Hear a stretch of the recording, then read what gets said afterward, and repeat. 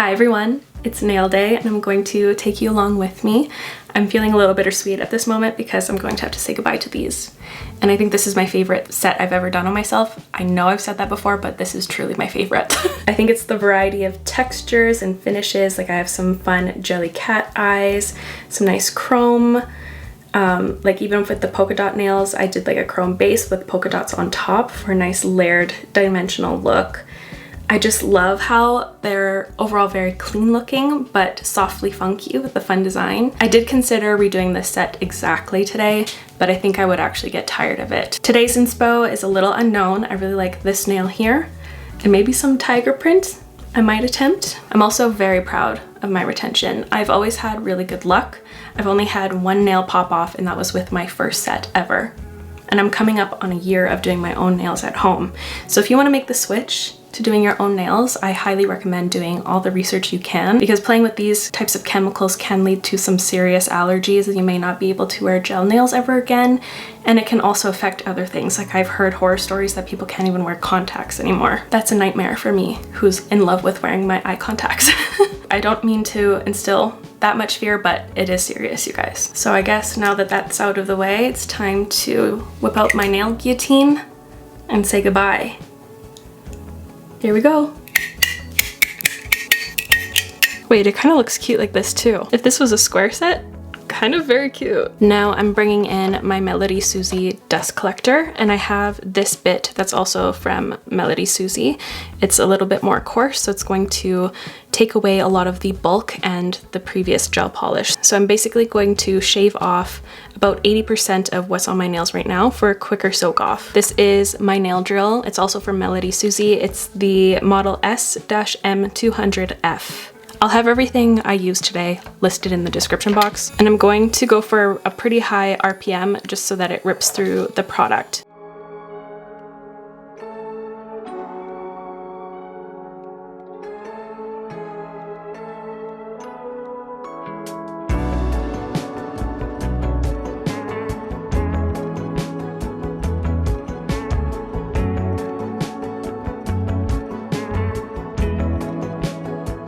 I'm going to prep to do the soak off. I have these little foils with a little soaking pad and some acetone. I actually refilled this with not 100% by accident. I'm going to be sitting here for a while, but 100% acetone dissolves this much quicker. I think this is 90, which isn't too bad, but here we go. I prefer these because they retain the heat a lot better than the clips, and the heat is awesome at dissolving the previous gel.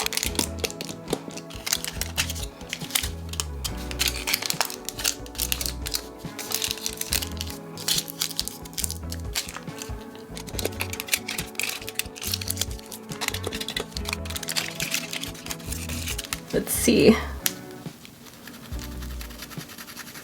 I just ate lunch. Reheating lunch with this was a struggle. I hate the soak off part, but also if I use like a peel off base, I feel like I want my nails to last longer than I can get them to last, you know? Oh, this one's not fully ready.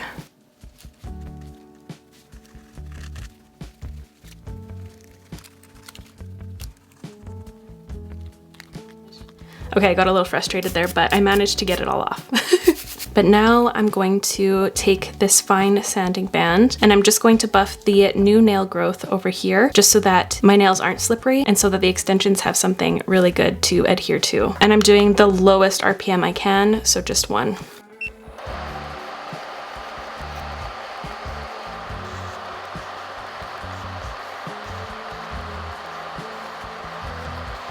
And when I do this, I go very lightly. I don't add any pressure to my nail. I just kind of scuff up the new growth to remove any cuticle that has grown onto my nail plate. And so it's nice and grippy. But my nails are done. I'm going to wipe them with some alcohol. I didn't do any cuticle prep today because I actually did it a few days ago, so I'm good to go. I like to do it a few days prior so I don't have like any open cuts or anything, because I tend to get a little hyper focused sometimes. But I'm getting better. These are the gel tips I use in natural almond medium. You may have heard me say this before, but when you're sizing up your tips, you want them to fit sidewall to sidewall easily without adding any pressure. If you're pushing down to make them fit on your entire nail bed, you run the risk of your nails popping off. But If you're in between sizes, opt for the bigger one, and then you can file off the sides a little bit to custom fit them to your nails. Now I'm taking my primer and I'm going to etch the inside of each of these extensions. I'm going to do little circles basically just to kind of scuff up the inside here.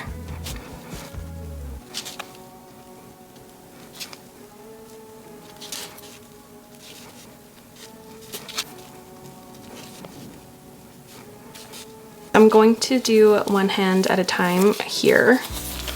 I'm just going to glove up this hand to keep it safe. First, dehydrating my nails. This is going to remove any oils or whatever. Then I'm going to take that primer once again and go on my natural nails here. And I try to use a little bit of this because using too much of it kind of makes a slippery situation, but coating that whole nail in this too.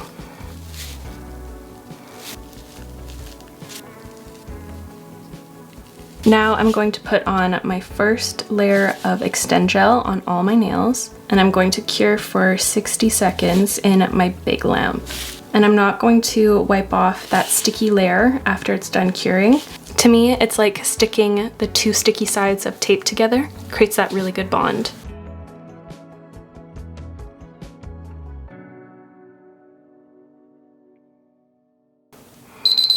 Okay, we're ready for the next step now. So I'm going to take my gooseneck lamp here. This is going to help adhere the extensions nice and quickly. This isn't going to act as a full cure though.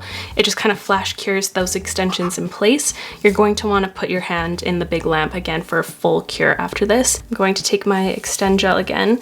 I'm going to paint a thin layer where I think my nail is here on the inside, not a thick layer. Just want to minimize the chances of air bubbles. Then I'm going to pool some at the bottom. This takes a little bit of practice. Sometimes I have it some days and some days I don't. Now I'm going to get my little light ready over here. At a 45-degree angle, I'm going to slowly push that Extend Gel pool all the way up to the free edge of my nail. I'm going to hold it and then place it under the lamp. And I like to apply my nails a little higher than my cuticle just because I fear of flooding my cuticle with the Extend Gel, and I also like the more natural grow out. So you only need to do this for like 10 to 15 seconds. And there she is.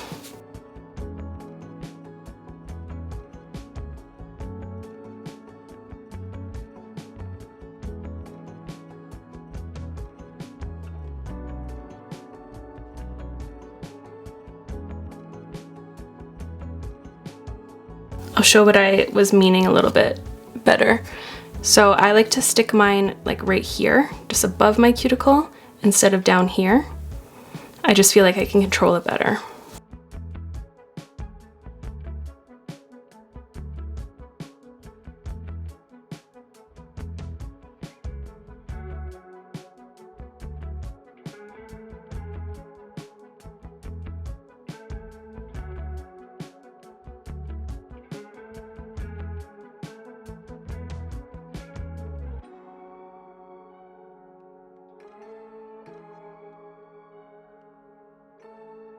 Bringing back the lamp here for full cure for 60 seconds.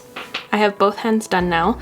I'm going to take this sanding band and I'm going to rough up the surface to remove the shine. And then I'll take my smaller band just to kind of blend the edge of the extension into my natural nail, or the first layer of Extend Gel that I have on here better.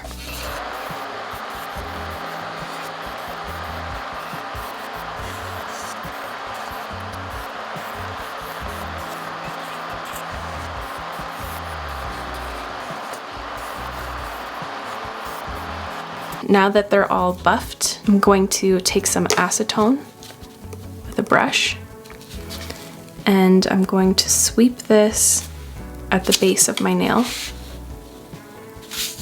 This helps to melt that extension in even more, and this helps the retention of my nails like no other.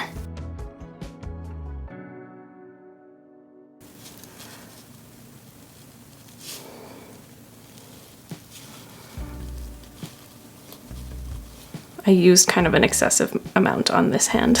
I just went for it. We're gonna let that dry, and I'm going to add my final layer of the Extend Gel just to seal everything in, and then we'll be ready to do a design. I've been watching the new Dexter series on Paramount while I've been doing this in my AirPods. I really like it. I love how they're not letting this series die, and I'm so here for it. I love TV.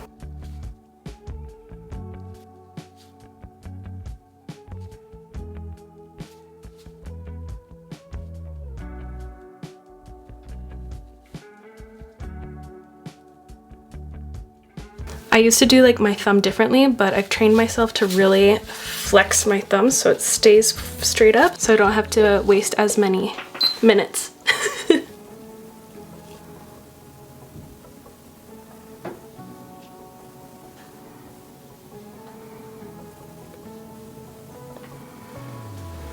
So now I'm going to take some alcohol on this lint-free wipe, and I'm going to remove that sticky layer this time.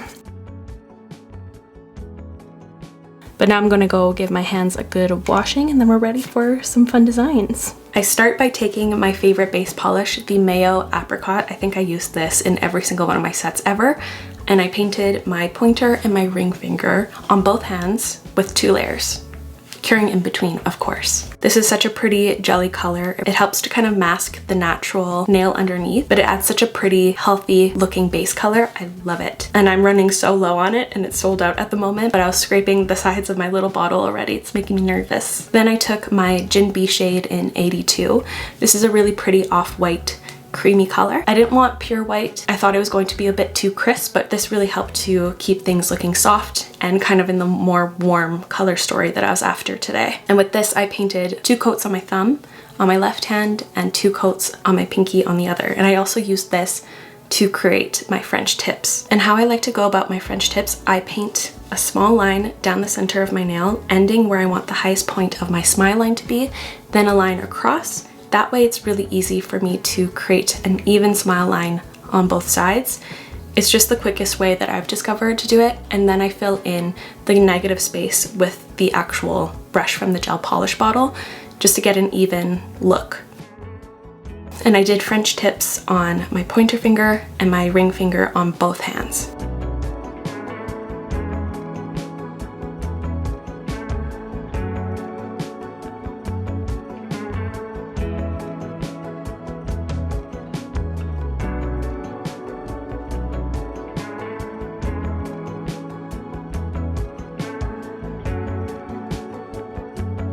And once that was cured, I made sure to remove the sticky layer of the polish before going in with my Divock matte top coat. And I used this on my ring finger as well as my thumb.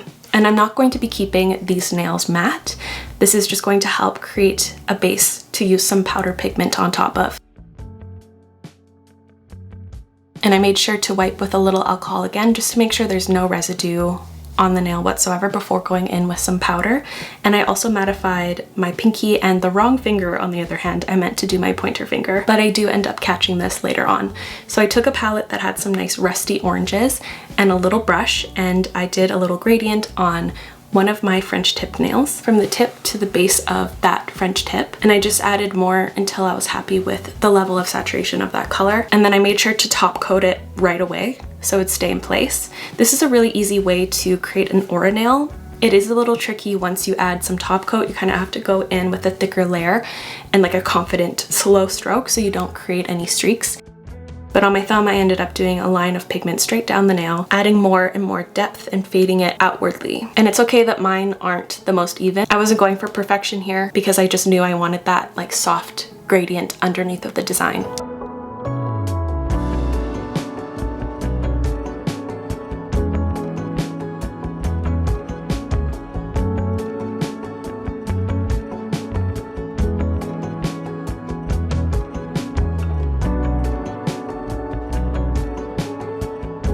Now taking Gin B 87, and my Mauve black. I'm adding a dollop of each on my nail art palette, and these are the colors I'm going to create the tiger print with.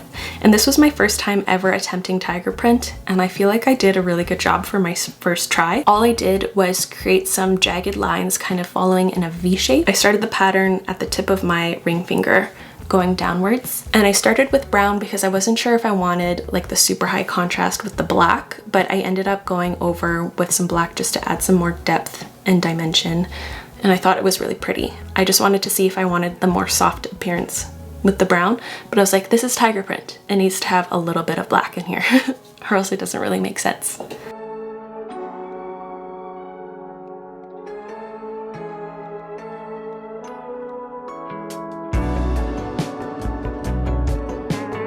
But I'm so happy with how that one turned out, oh my gosh. And on my thumb I actually started at the base because it drove me crazy that I didn't take my top coat all the way to the bottom and it left that little line of the base color.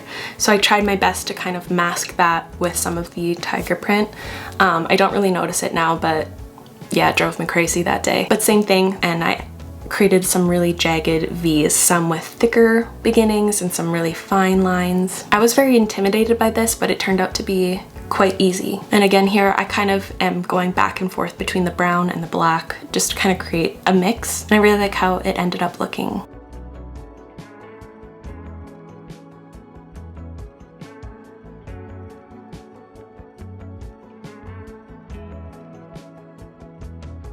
And at the end here, I took a very sheer amount of the brown and I drew a line going straight across the middle just to kind of blend things together.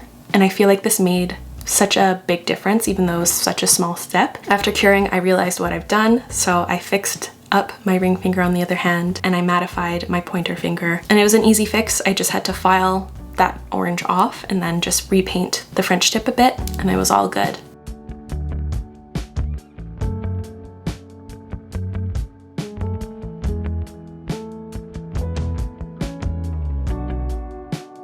Now I'm taking my yogurt gel in the shade 50, which is a syrup black. And I used this to create the polka dot nail. I didn't want the Mauve black. I felt like it looked too Dalmatian-like. I really liked how the syrup black kind of had faded edges to the polka dots. Then I took some of my building gel and I created a little ball. And I placed that overlapping the smile line of that French tip. And I kind of smooshed it to create kind of a disc.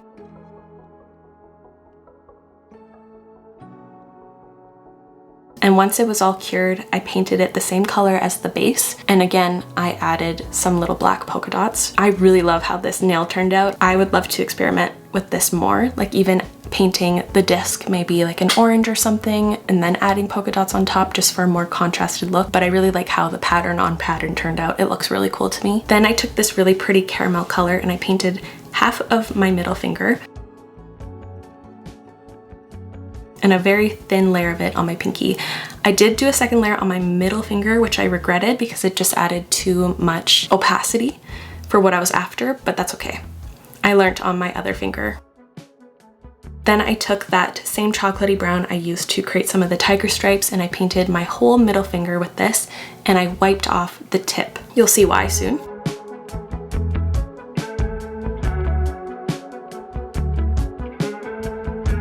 Then taking my blooming gel, I painted that on the tip of my middle finger and my whole pinky. And now I'm going to show you how I do my tortoise nail. So I just take a dotting tool and I take various browns. So this one I use the same color as that base nail. And I just do sporadic splotches of these colors. I also threw in a little bit of that syrup black just to add more depth and drama.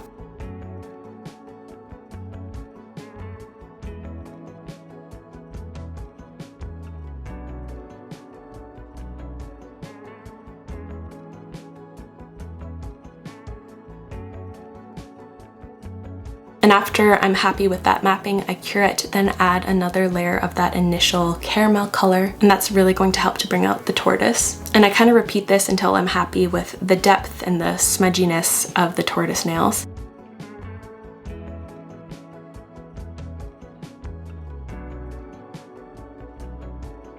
Taking my building gel again, I created a noodle to create a belt for my middle finger, and this is going to go straight across. And I ended up painting the belt with this really pretty rusty color just to bring in more orange tones from like the tiger nails, and I really love how this turned out. It kind of gave me like 70s vibes. I would love to do like a more 70s vibe aesthetic for maybe my next set for fall. And when I do tortoise nails, sometimes adding all of those layers of splotches can create a very bumpy and thick base. So in those instances, I take my file and I kind of shave it down. And this actually really helps to expose some of those spots as well. And it really helps to sell that tortoise effect. Once I was happy with everything, I took my top coat and I added a good layer, making sure to get into the cracks where I added some of those 3D elements on my nails. It's so satisfying to go over with top coat once you have like that filed tortoise nail. Ooh, it's so good. And now enjoy me catching my other hand up to speed.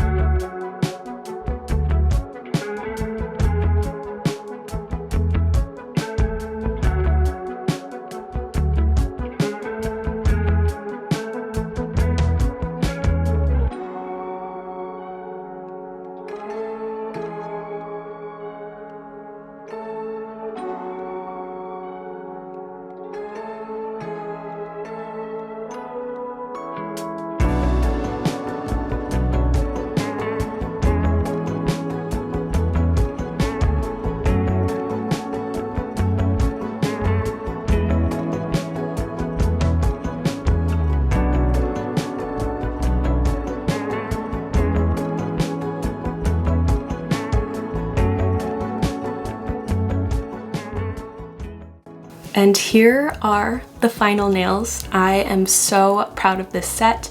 I'm so happy I filmed it. I think it turned out really, really cool. I'm loving how animal print is on trend again, and I think my nails just turned out very sick. And I can't wait to hear what you think of them as well.